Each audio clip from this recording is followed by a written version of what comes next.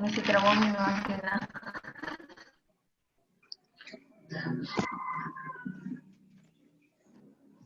Ay, Dios.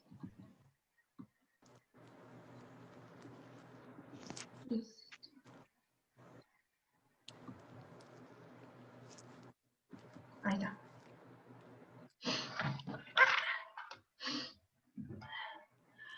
Bueno, voy a empezar a hablarles acerca de la anatomía, pues para recordar un poco de ella. Sabemos muy bien que el esqueleto del pie consta de 7 huesos de tarso, 5 metatarsianos y 14 falanges. El pie y sus huesos se pueden distribuir en las siguientes regiones anatómicas y funcionales, y como por ejemplo en el retropié, que se va a componer del talus, o bien el astrágalo y calcáneo, el medio pie, que va a estar compuesto por el navicular, el cuboides y los 3 cuneiformes, y el antepié, que va a estar compuesto por los metatarsianos y las falanges. El pie nos va a proporcionar una plataforma de apoyo para el cuerpo cuando se está en bipedestación, y este va a desempeñar una función muy importante en la locomoción. Bueno, les voy a empezar a hablar acerca de los huesos del tarso. Este va a estar compuesto por el astrágalo, o bien conocido también como talus, el calcáneo, cuboides, el navicular y los 6 cuneiformes, como ya les había mencionado. El astrágalo va a estar compuesto por una cabeza, un cuello y el cuerpo.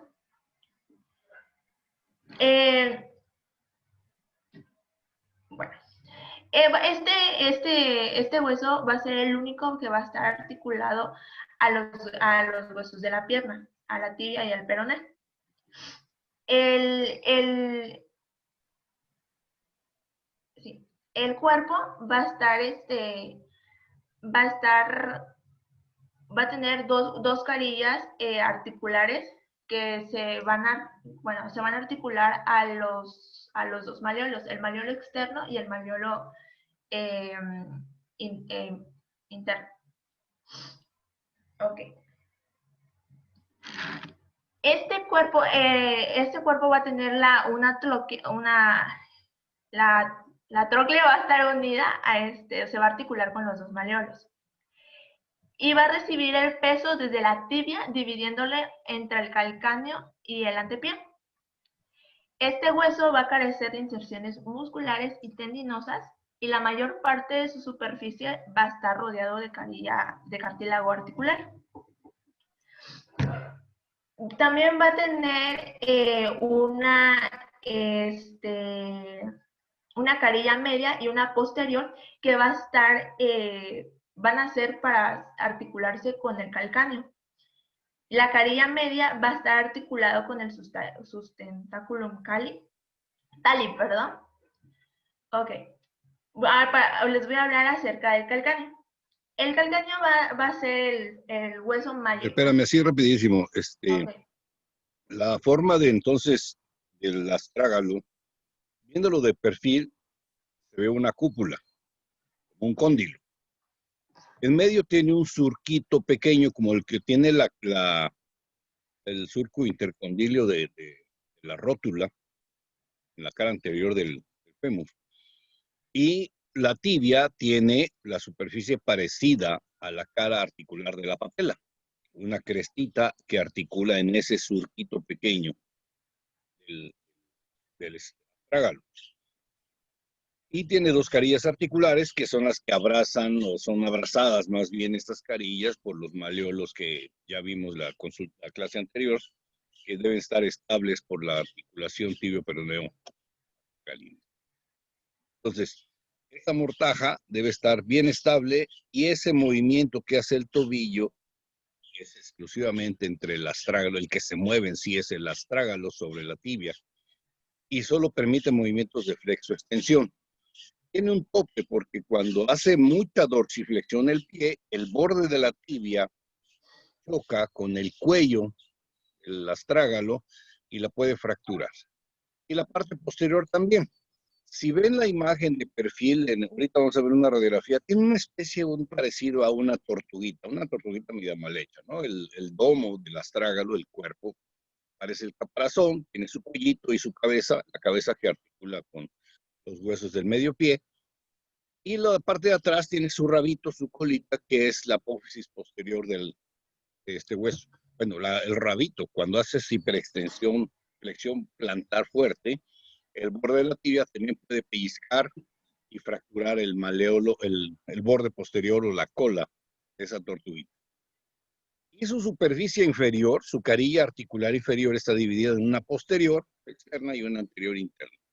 Y eso hace que el astrágalo se recargue como un tronco, es una articulación troncular, que permita movimientos rotacionales, así como está mi mano derecha, hace giros rotacionales y eso hace que nos podamos apoyar en superficies irregulares en un piso que esté disparejo y nos acomodemos muy bien. O sea, ese centro de equilibrio, la propiocepción que tiene la suela plantar con el resto del cuerpo es muy importante porque aunque el piso muy irregular, nuestra pisada es pareja y nuestro centro de equilibrio se mantiene equilibrado.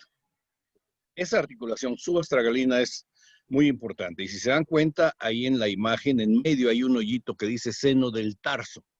Y se ve como un hoyito, es una zona extraarticular, esa no tiene una carilla articular como tal, sino es un hueco. No sé por qué Diosito no hizo de una vez una plataforma en el pie y hizo dos carillas articulares, una posterior y una anterior más. Bueno, ahora sí háblanos del calcáneo. Bueno, como ya les estaba mencionando que este hueso va a ser el mayor y va a ser el más fuerte de todos los huesos del pie, ya que nos va a transmitir la mayor parte del peso corporal. Bueno, sobre la cara lateral va a tener una tróclea llamada fibular, que es una cresta oblicua en el que se va a fijar una tipo polea tendinosa para que se insert los músculos del pie que van a producir la eversión del pie.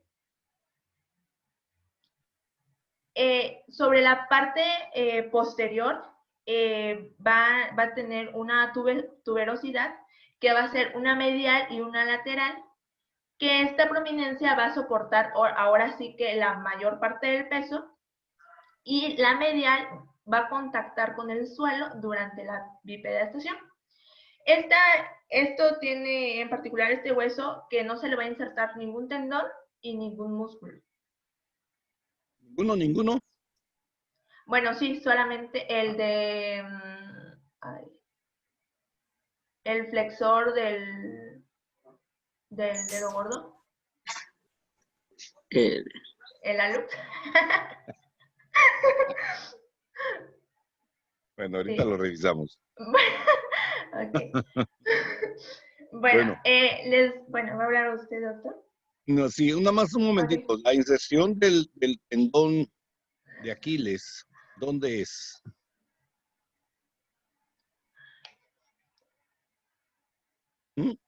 ¿Alguien sabe, aparte de Sayan? En la región posterior del calcáneo.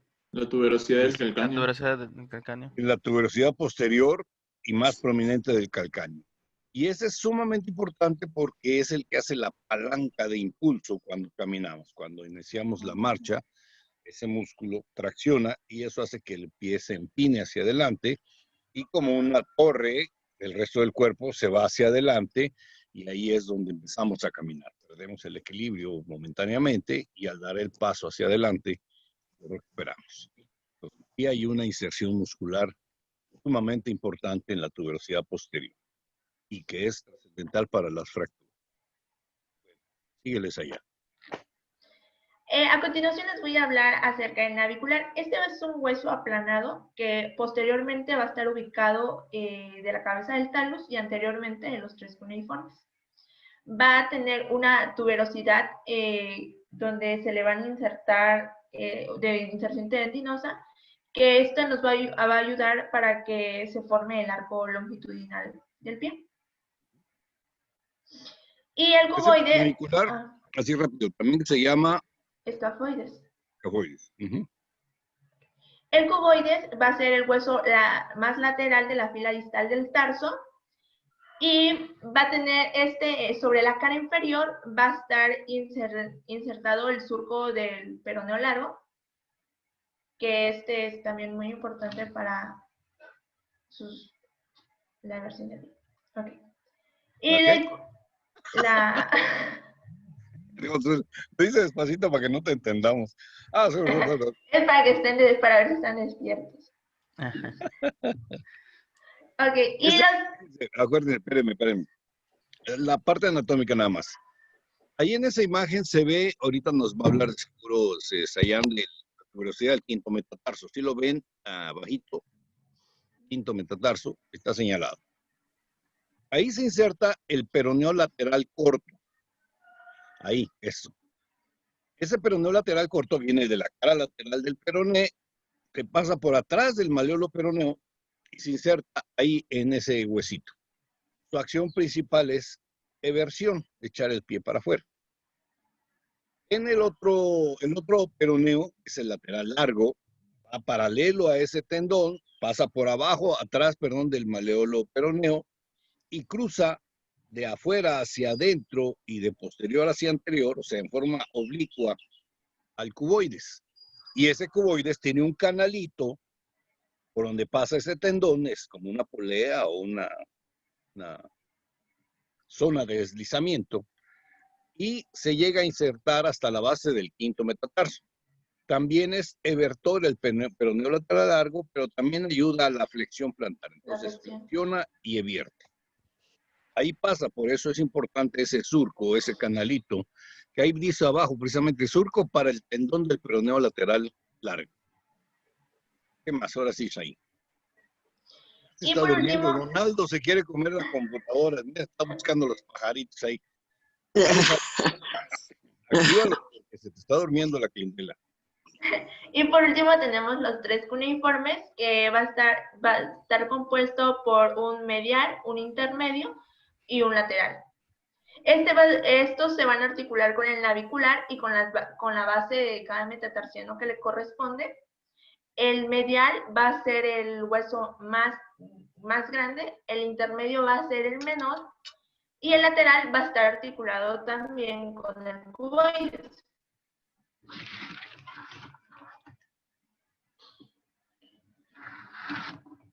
Y los metatarsos va a constar de 5 huesos metatarsianos,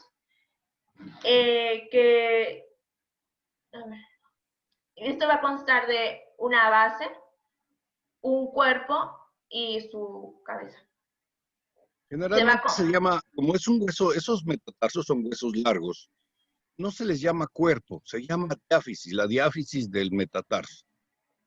Sí, tiene su cabeza y su base. Esa sí es importante que la definan porque a veces las fracturas son en la base al dedo y deben saber que la base es la parte más posterior, viendo el pie en posición anatómica, la parte más posterior del metatarso. Y la parte más anterior, por supuesto, las cabezas. Y diáfisis, no se le llama cuerpo. Bueno, ¿qué más? Sobre la cabeza del primer metatarsiano van a estar los huesos sesamoideos, el medial y el lateral, y como ya me había mencionado, que en el quinto metatarsiano va a estar la tuberosidad del quinto metatarsiano. Apófisis estiloides también se le llama, doctor. Sí. Bueno. Las bases del primer metatarsiano y del quinto metatarsiano va a proporcionar la inserción tendinosa, como ya había mencionado el doctor, para la eversión y pues la flexión del pie. Bueno, por último, las falanges. Cada una va a constar de una base que va a ser la proximal, una diáfisis. ¿También en las falanges de diáfisis, doctor? Sí. Y pues una cabeza que va a ser distal. Okay. El único falange que va a tener únicamente una ahora sí que... Carilla articular. Ajá. Todo, ¿cómo, doctor? Las falanges distales solo tienen una carilla articular en su parte posterior que articula con la falange, la segunda falange. Ajá. La punta es redondeada, es su umbral no tiene Ah, sí, sí. articulación distal, por supuesto. Pero el dedo gordo, teóricamente, y eso lo vamos a platicar. Cuando veamos lesiones de mano, les voy a platicar algo sobre el primer metatarso y el primer metacarpo, la base del pulgar. Tal parece que, no, bueno, nos enseñaron que son metacarpos y metatarsos. Y lo que no tenemos es falange media. O sea, el pulgar nada más tiene falange distal y falange proximal. En el dedo gordo también pasa lo mismo. Hay falange distal y falange proximal. Y el resto de los dedos tienen 3 falanges, proximal, media y distal.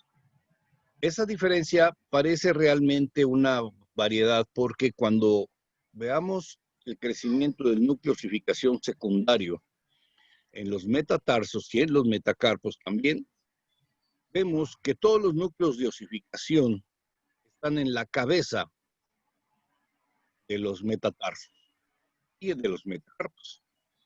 Y el núcleo de osificación de las falanges está en la base, en la parte más proximal.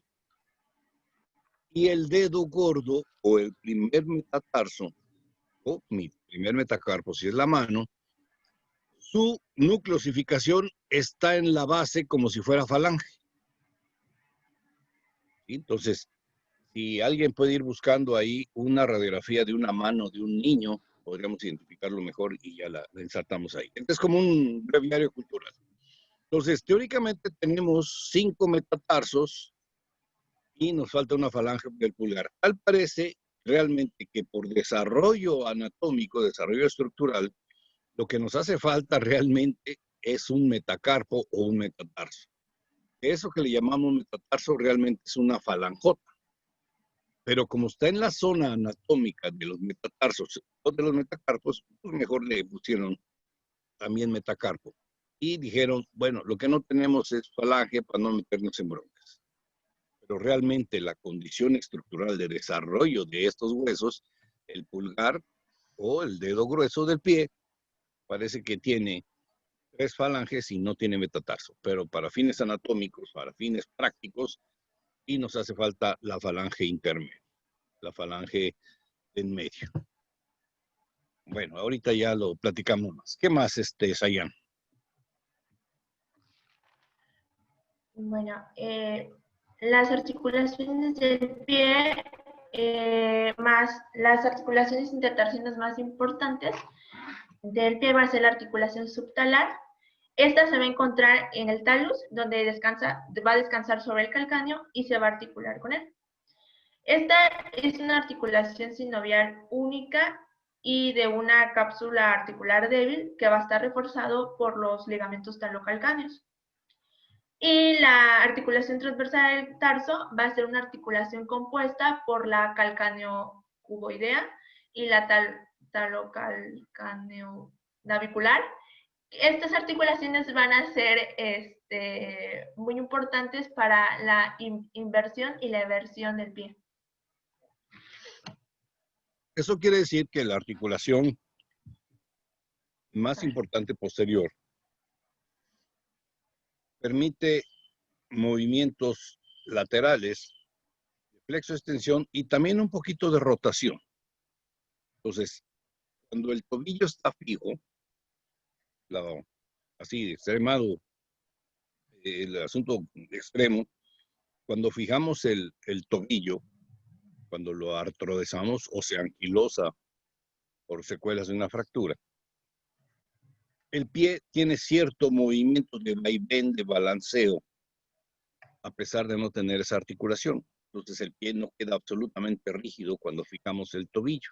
Entonces, si hay una superficie irregular, eso amortigua y permite el movimiento de flexo-extensión leve, de unos 10, 15 grados, pero lo hace un poquito más estable, un poquito más funcional. Entonces, cuando hacemos esas artrodesis, que queda fijo, pero digo, el tobillo queda fijo, pero hay cierto movimiento en esas 2 articulaciones principales. La articulación de Chopard y la articulación del Lisfranc. Ya lo vieron cuando eran recién ingresados a la facultad. ¿Qué más? Y los ligamentos del pie. Los ligamentos principales se componen por el Nos lo ligamento calcáneo planteamos. navicular plan. Ok. Bueno, ¿Los arcos? ese sí. A ver, espérame. Ese anterior sí, el primero que dijiste. El Calcáneo ligamento navicular. calcáneo navicular plantar. Sí. Bueno, este va a sostener la cabeza, el talus va a desempeñar una función muy importante en la transferencia del peso desde el talus y en el mantenimiento del arco longitudinal del pie. ¿Ya? Sí.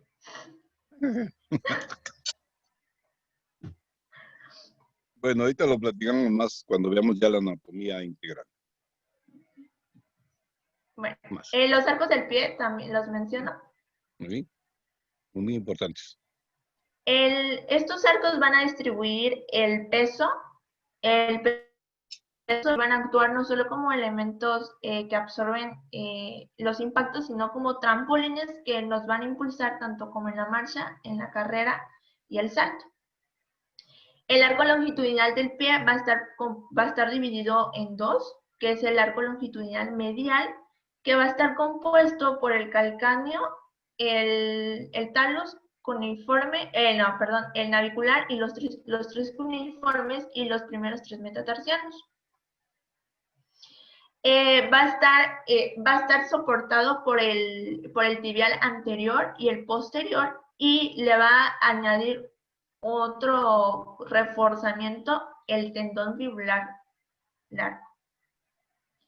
Y sobre el otro extremo tenemos el arco longitudinal lateral, que este va a ser plano, a diferencia del medial, va a descansar sobre el suelo durante la bipedestación. Va a estar compuesto por el calcáneo, el cuboide, el hueso cuboides y los 2 metatarsianos laterales. Y el arco transverso del pie va a estar conformado por el cuboides, los cuneiformes y la base de los metatarsianos, como también los tendones fibular largo y tibial posterior, que nos van a ayudar a mantener la curvatura del arco. Entonces, tenemos 3 arcos. De los 3, hasta muchos de ustedes sufrieron las consecuencias de tener un pie plano. Les pusieron una plantilla. Y esa plantilla lo que ayuda supuestamente es a formar el arco longitudinal medial, que es el más visible, el más anatómico, digo, más clínico, o sea, se puede observar a visión directa, y tiene trascendencia en la marcha. Cosa contraria, cuando no hay arco longitudinal medial, el pie está completamente plano y pronado. Cuando es un pie plano funcional, eso no importa mucho, pero ya lo vamos a ver cuando veamos ahí un tema específico para manejar pie plano y pie cabo. Creo que es la segunda, al final de la segunda unidad. Vamos a ver que la función del arco longitudinal es, como decía Jacomera, funcionar como un muelle.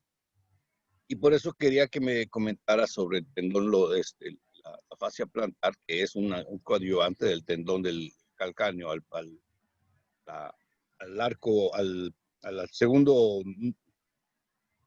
ya se me pegó lo de Sayán, segundo grupo óseo, o sea, el hueso intermedio. Los huesos intermedios ayudan a que se mantenga así. Si no tuviéramos músculos, aunque las articulaciones estuvieran bien, el pie se vence, porque los músculos, unos acá arriba, como el tibial anterior, o otros abajo, como el tibial posterior o el peroneo lateral largo, mantienen el arco, ayudado de los músculos plantares y los tendones plantares, que mantienen el arco así. Cuando el paciente es chiquillo, 2, 3 años, tiene un pie plano, porque todos sus músculos están debilitados, no están entrenados más bien, y no tienen la tensión o el mensaje biológico de hacer tensión. Conforme va creciendo el niño, el pie va adquiriendo esa forma, la grasa plantar, que es muy gorda en los niños, por eso se ve un tamalito el pie, pues se va perdiendo y hace un pie más anatómico, más formal. y ya se va descubriendo el arco longitudinal.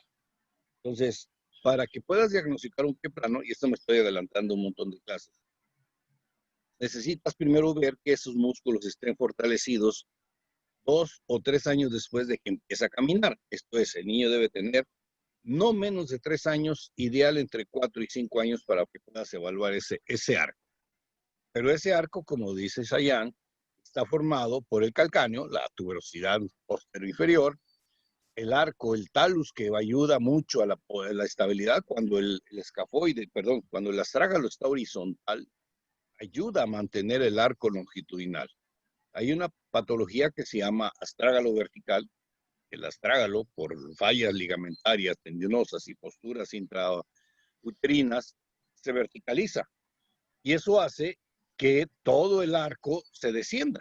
Si la cabeza de la tortuguita está así y la bajamos, pues el escafoides que está aquí pues, también baja y el arco se pierde por completo. Entonces el escafoides también tiene bronca. Y aquí dice las 3 cuñas. Generalmente es la cuña más medial. La primera cuña que desliza hacia el primer metatarso y la base del primer metatarso. Digo, la cabeza del primer metatarso. Esa es lo que va a ser la forma del arco medio.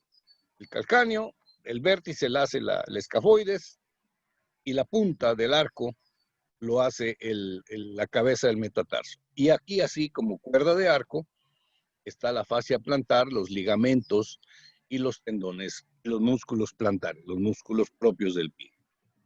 También se los brincó Chayanne, como el que vio mano, también se brincó los músculos propios del pie.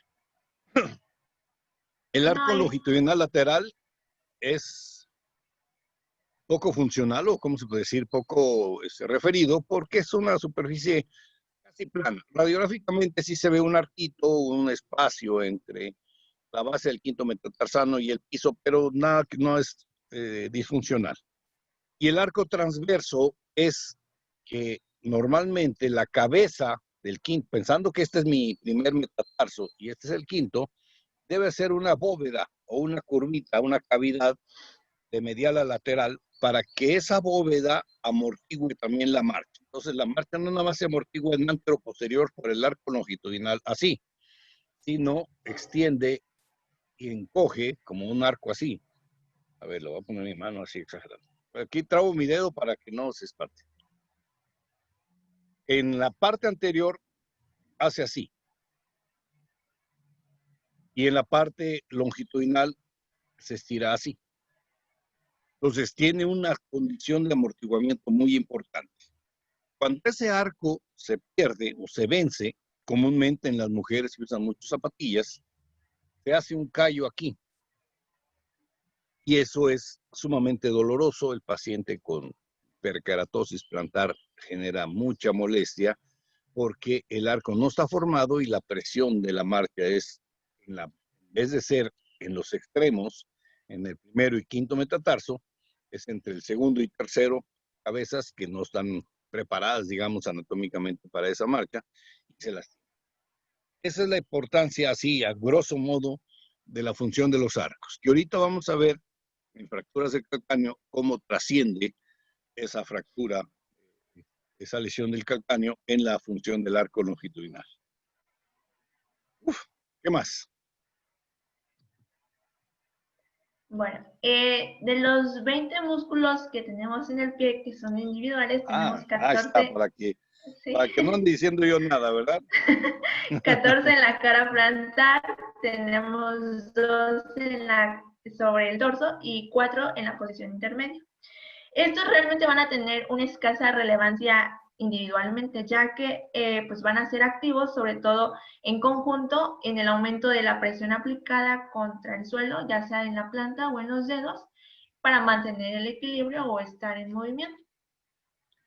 Tenemos al abductor dedo del gordo, que va a abducir y va a flexionar el primer dedo, el flexor corto de los dedos, que va a flexionar 4 de los dedos laterales, y el abductor dedo del dedo pequeño, que va a abducir y flexiona el quinto dedo. Estos tres músculos van a estar inervados por el nervio plantar medial.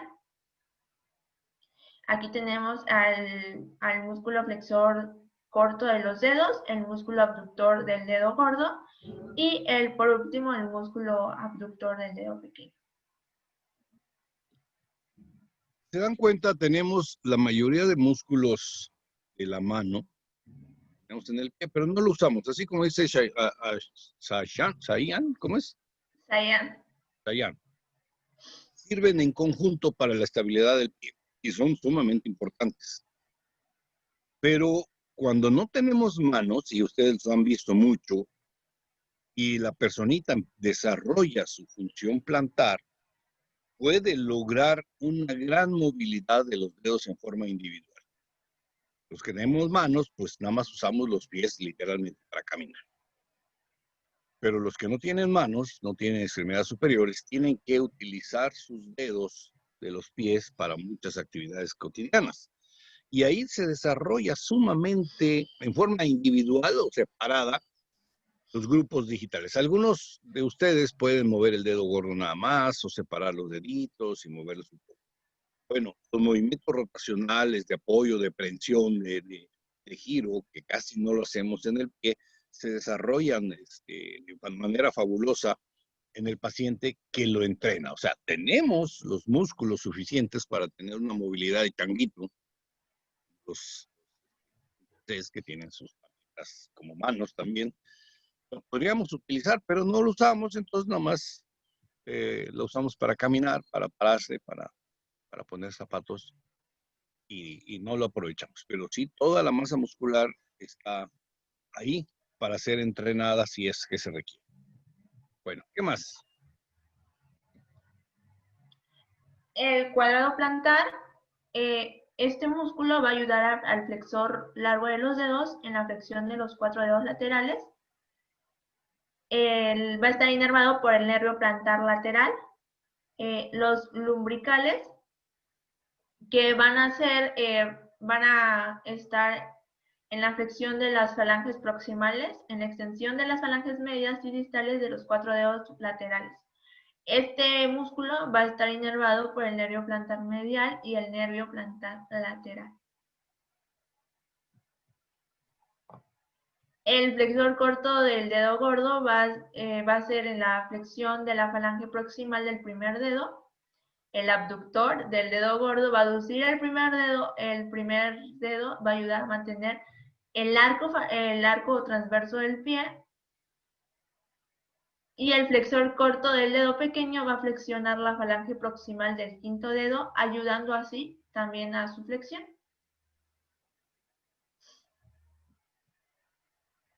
Tenemos los interóseos plantares, que van a aducir los dedos del segundo al cuarto dedo y en la flexión de las articulaciones metatarsofalángicas. Los interóseos dorsales va a abducir del segundo al cuarto dedo y como también va a actuar en la flexión de las articulaciones metatarsofalángicas. Estos músculos van a estar inervados por el nervio plantar lateral. Tenemos también, por último, al extensor corto de los dedos, que van a actuar en la función de la extensión de los 4 dedos mediales en la articulación metatarsofalángicas e interfalángicas, y el extensor corto del dedo gordo, que pues, van a actuar en la extensión del dedo gordo en la articulación metatarsofalángicas, como también va a estar inervado por el nervio fibular profundo. Y tenemos a las arterias, que van a ser ramas terminales de las arterias tibiales anterior y posterior. De estas van a ser como que van a ir directo para formar a la arteria dorsal del pie y las plantares. Voy a comenzar a explicar acerca de la arteria dorsal del pie, que pues va a ser la rama directa, como ya le mencionaba, de la tibial anterior. Va a ser una principal fuente de irrigación de la zona del antepié. la arteria dorsal del pie se va a dirigir hacia el primer espacio de los interóseos, y ahí va a formar dos ramas, que va a ser la primera arteria metatarsiana dorsal y la arteria plantar profunda. Que la arteria plantar profunda nos vamos a enfocar en esta, que va a discurrir entre las cabezas de los primeros músculos interóseo dorsal para entrar a la planta del pie, donde se va a unir con la arteria plantar lateral para formar el arco plantar profundo. La arteria tarsiana lateral, esta va a ser también una rama de la arteria dorsal del pie que va a discurrir por debajo del extensor corto de los dedos, y pues esta va a ser la que va a irrigar el músculo y los huesos del tarso. Y por último, la arteria arqueada, que va a discurrir lateralmente a través de las bases de los 4 metatarsianos laterales para alcanzar la cara lateral del antepié. Estas se van a anastomosar con la arteria lateral, la arteria tarsiana lateral, para formar un asa arterial. Entonces, podríamos decir así a grosso modo que tenemos dos arterias importantes, una anterior y una posterior. La tibial anterior, que va a seguir el músculo, el pulso pedio. ¿Se acuerdan de que les dicen toca el dorso de tu pie y ahí vas a sentir el pulso pedio? Se siente bastante fuerte, bastante perceptible, porque es directa de la arteria tibial anterior. Entonces, buena zona para percibir el pulso. La tibial posterior, que es un poquito más delgada, que también se vuelven a unir en el arco profundo, en la zona plantar del pie, y eso quiere decir que el pie tiene una irrigación bastante repartida y distribuida, como muy parecida al de la mano, por vía anterior y vía posterior, hacen anastomosis, y si una de las arterias se llega a dañar, es posible que la arteria aledaña haga la suficiente distribución de la sangre como para nutrir a esos dedos sin que se pierda la función. Entonces, la relación anatómica sí la deben tener ustedes en cuenta. Bueno, el cirujano en sí es el primero que tiene que calcular por dónde van las arterias, dónde están los nervios, porque tiene que hacer un abordaje quirúrgico. Básicamente, ustedes lo verían si hay un paciente con una lesión, no sé, un machetazo o una herida importante en el pie. Por la zona donde está la herida, pueden sospechar que si tiene una sección de la arteria media o la arteria plantar, si hizo un vidrio y se cortó la planta del pie.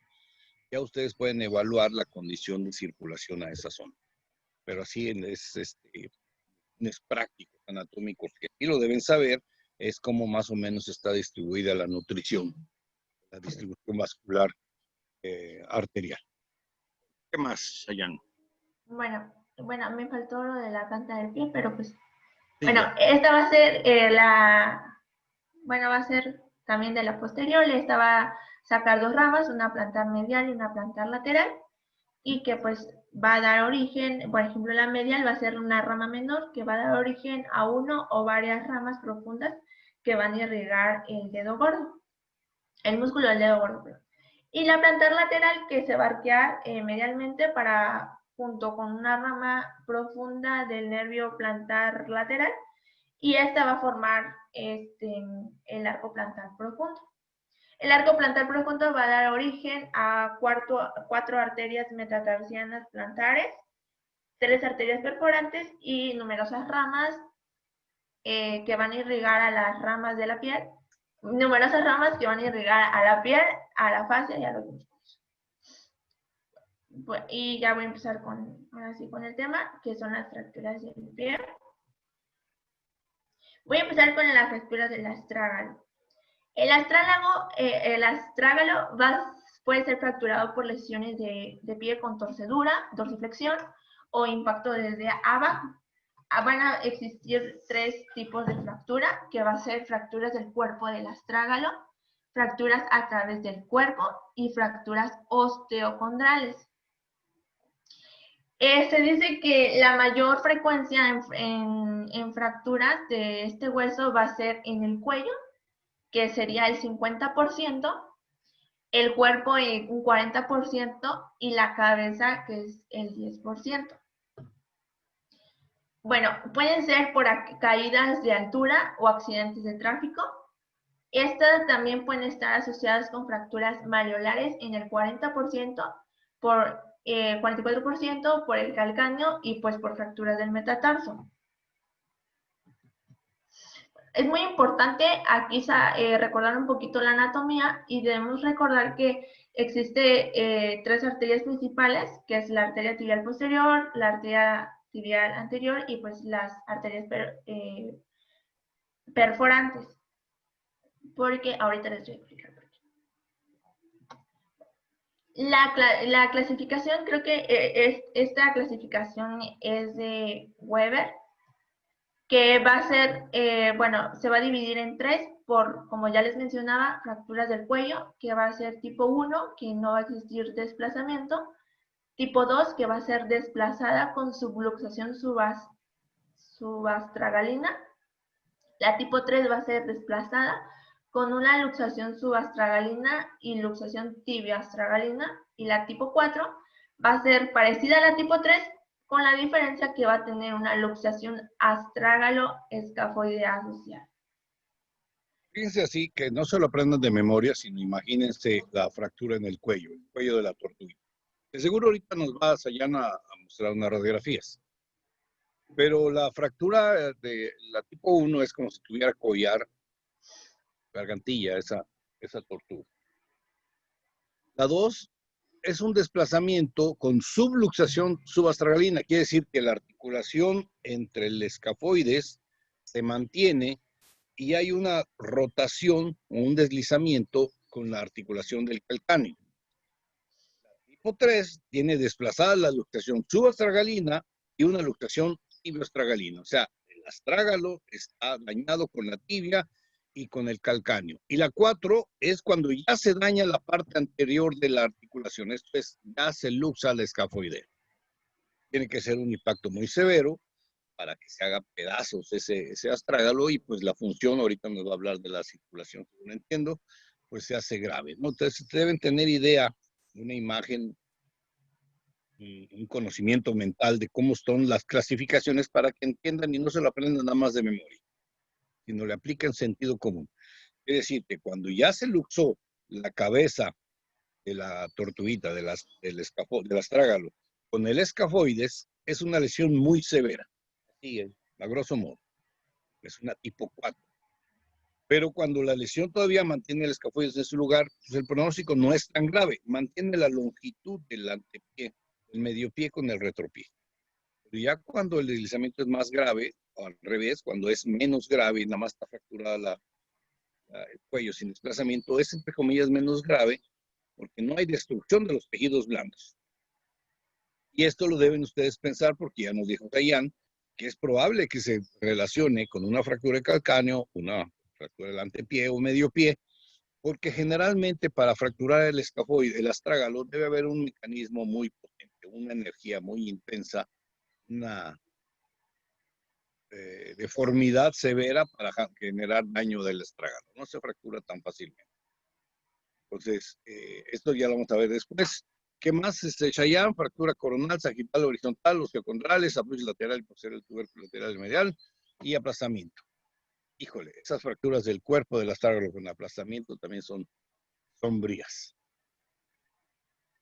¿Qué más?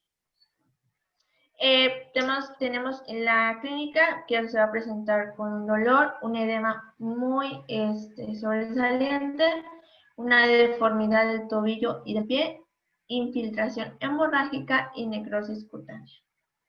Aquí es donde yo les mencioné, bueno, las pruebas complementarias, que va a ser, el diagnóstico va a ser con una radiografía anteroposterior y lateral del tobillo, que esta nos va a dar ahora sí que toda la visión del hueso del astrágalo. Esto, así es como se vería un astrágalo normal, y aquí está fractura. Bueno, esa es una tomografía, eso hace mucho más fácil el diagnóstico, mejor que la radiografía. Y en estas lesiones sí está indicado pedir una tomografía de primera instancia, ¿eh? No es tan jalado de, ay, exagerada, ¿para qué vas a tomar tomografía? Y algo que mencionó Sayan, que no es tan práctico, es la proyección que dijo, antero, posterior y lateral del tobillo. Hay que tomar una tercera, es una dorsoplantar con el tobillo en extensión.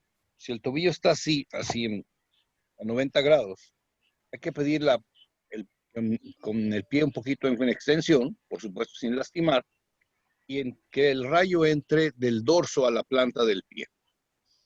Esta tercera imagen nos va a ayudar mucho para ver si hay desplazamientos laterales de las imágenes que en antero posterior no podamos identificar.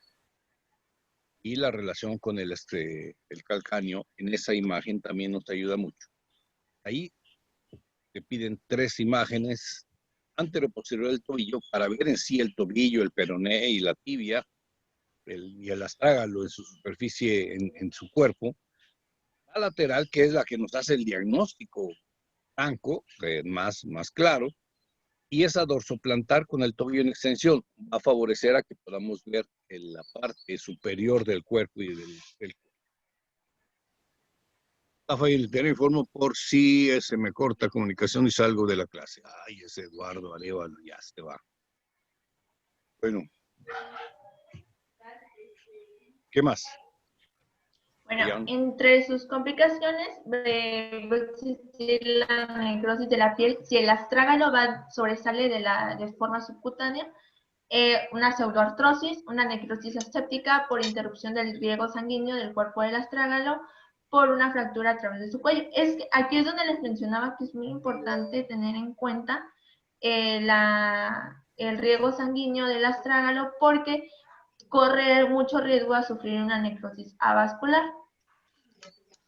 Una osteoartritis tardía de las articulaciones subastragalina y astragalonavicular.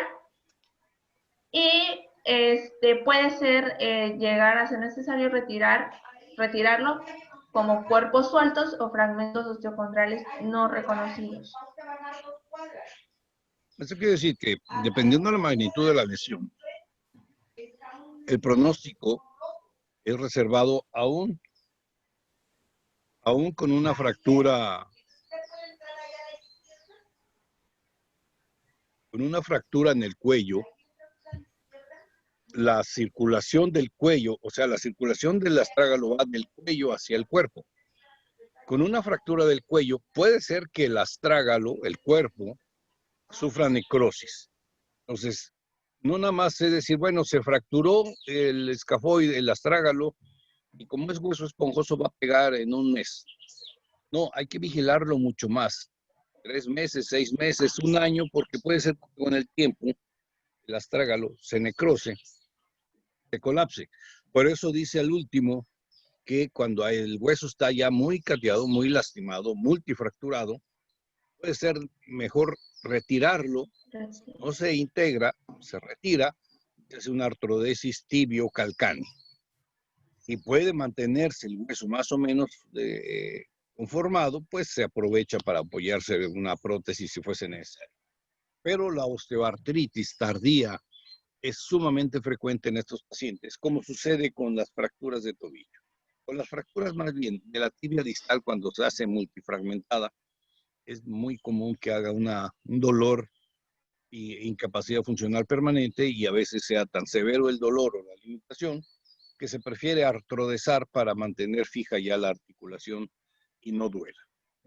¿Sí? Pero la vigilancia primordial es lo que dice hasta arriba. Número 1, la número 3, necrosis aséptica por interrupción de riego sanguíneo del cuerpo del astrágalo.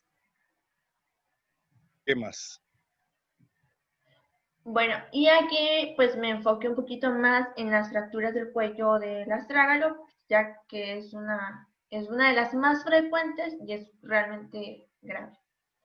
Estas van a ser lesiones progresivas por hiperdorsiflexión, van a estar implicados rotura de los ligamentos capsulares, y si el cuello impacta contra el extremo anterior de la tibia distal.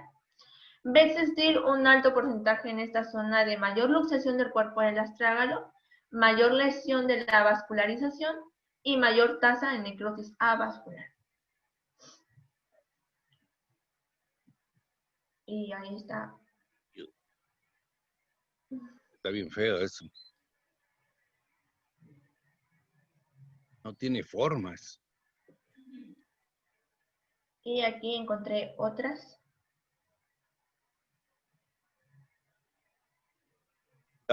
Esta imagen que nos muestras, ¿son del mismo paciente? Sí. ¿Y en serio, me lo juras? Se ve padrísimo porque se volvió a formar el astrágalo. Ah, no, pero esta es una normal y una fracturada. Me estás metiendo un buscapiés allá, ¿quieres ver si puedo decir, sí, mira, qué bonito quedó la tortuguita? Oh, mire cómo está. En la imagen de donde se ven los tornillos, no sé si ese tornillo realmente está atravesando la tibia. Esa también era mi duda. Igual y está es como, también está Yo creo que fracturada. es del peroné, Doc. Sí, también. Probablemente sea el peroné. No tenemos una imagen anterior a esa, ¿verdad? No, Pero posterior, no. perdón. No, bueno. Posiblemente sea así, ¿no? Que esté agarrando el peroné o el malleolo tibial. Porque sí que agarre. ¿Saben qué? Ya sé qué es. Es el malleolo tibial. No se alcanza a ver ahí la sombra del malleolo completamente, pero es muy común que podamos meter un tornillo de esponjosa en el malleolo tibial. Casi nunca lo hacemos en el malleolo peroneo porque no tiene mucha esponjosa su parte de diáfiso metafisaria para meter un tornillo esponjoso y que agarre. Por eso preferimos meter una plaquita en el peroné. Pero sí ha de ser el malleolo tibial. Pero fíjense en la superficie articular entre la tibia y el astrágalo, en la imagen de los tornillos, por supuesto. La vemos en la imagen de la derecha y se ve bastante más amplio el espacio, como que será unos 2, tal vez 3 milímetros. En cambio, en donde está la fractura, la pseudo, yo creo ya, está aplastado, no hay cartílago casi, en la parte posterior ya casi se ve pegado, ¿no? Quiere decir que hubo una destrucción del cartílago y posiblemente necrosis. El hueso se ve muy escleroso, muy blanquecino, y la tornillería que le pusieron pues no cumplió los requisitos para una buena fijación. Entonces ese astrágalo pues tiene un pronóstico bastante mal. La condición aquí es esperar a ver si se integra, y si no se integra, pues quitarlo y hacer una artrodesis, o sobre ese mismo hacer la artrodesis. Hay otra imagen adelante, Sayan. No. No, sí, esa que me muestras. A ver. ¿Esa? Ok, voy a ver la manera de hacerlo un poquito más grande. Ahí está. Y se colapsó completamente. El astrágalo no tiene forma de tortuguita para nada. Está todo aplastado. La articulación anterior entre la cabeza y el escafoide se mantiene muy bien, pero el cuerpo se colapsó. Ya no hay correlación anatómica en la tibia, entre la tibia y el astrágalo. Ese tobillo está limitado en sus movimientos de flexo-extensión. Tiene un tope ahí, como se hundió el astrágalo, el borde anterior y posterior de la tibia, pues tienen un tope de los restos del astrágalo y no puede mover bien el tobillo. Entonces el pronóstico funcional es malo. Si a eso le agregamos que hay dolor, pues el paciente es candidato a ponerle un implante, si es que se tiene, o artrodesar el tobillo, que es lo más común. El implante generalmente se le dice al paciente, ¿sabe qué? Se lo vamos a poner, vamos a ver cuánto aguanta, unos 3, 5 años que le aguante, y ya cuando ya se destruya esa articulación, se pierda la estabilidad de la prótesis, pues se la fijamos. No, ¿sabe qué? Mejor de una vez fíjemela y ya me ahorro los 80,000 pesos. Más.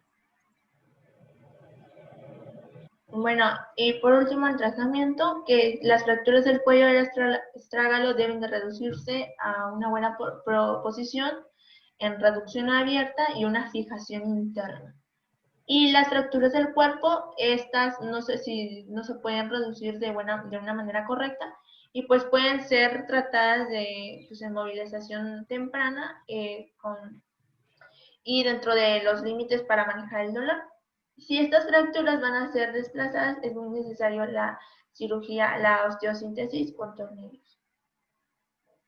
Eso ya decide el traumatólogo qué le va a hacer.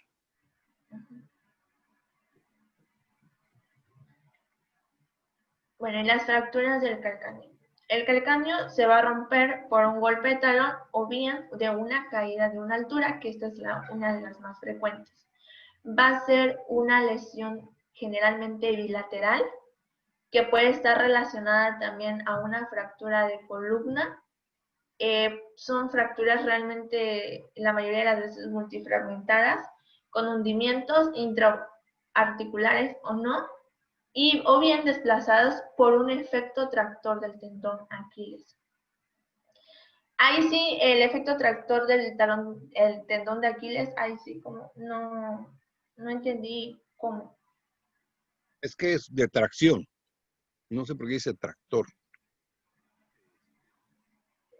Se fractura la mitad del calcáneo. Cuando el paciente cae con el talón, una superficie dura, un impacto fuerte, una caída de altura, una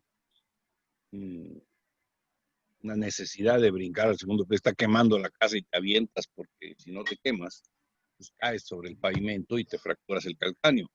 Los que practican, se llama paracaidismo, ahora ya es menos frecuente porque el sistema de amortiguación es muy bueno, ya no caen en forma tan intensa como era anteriormente con los paracaídas redondos. Pero sí el impacto puede ser tan fuerte que se parta a la mitad del astrágalo y el calcáneo, la parte posterior del calcáneo, hace esto. El cuerpo del astrágalo es medio curvado, pero se fractura en medio y esto, la parte posterior del calcáneo, es traccionada por el tendón de Aquiles, o sea, diastasa la fractura. Y eso hace que, en la 9.1, ya me tengo que ir, hace que el calcáneo descienda en su centro y en la parte posterior del calcáneo se eleve por tracción, por efecto tractor del tendón de Aquiles, por tracción del tendón de Aquiles. Ya me voy, doctores, porque tengo consulta a las 9:30. Ok, doctor. Nos vemos mañana. Okay, doc. Sí, doc, no se preocupe. Mañana, Sí, doc. mañana a la misma hora. ¿Sale? Ok, Esta mañana. Sí, doc. Mañana. Sí, doc. Suerte con Que sus tenga buen nuevas día. clases. Buen día. Gracias, doctor. Gracias. Hasta luego. Luego, doc. Viva México. Mañana a las 8 dijo, ¿verdad? Sí. No, a las 6, dice. Vamos. Voten por mí en el concurso de Barras Tux, porfa. En Barras Tux, Gerardo Lazalde gana. Ya le puse que pierdes. Culero, Ya te di mi voto. Pónganme a mí y al Freddy que ganamos, y a los demás que pierden, güey. Bueno. Dale, nos vemos. Adiós. Les voy a invitar una caguama si gano, güey. Bye. Tengo mejores cosas que hacer.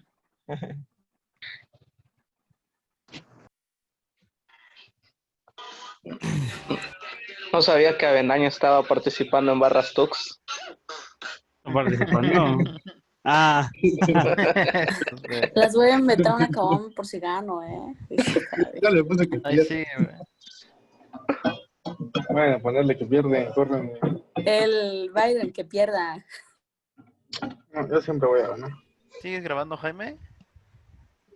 No gano. Para que Sí, lo sigue grabando. Sí, sigue grabando.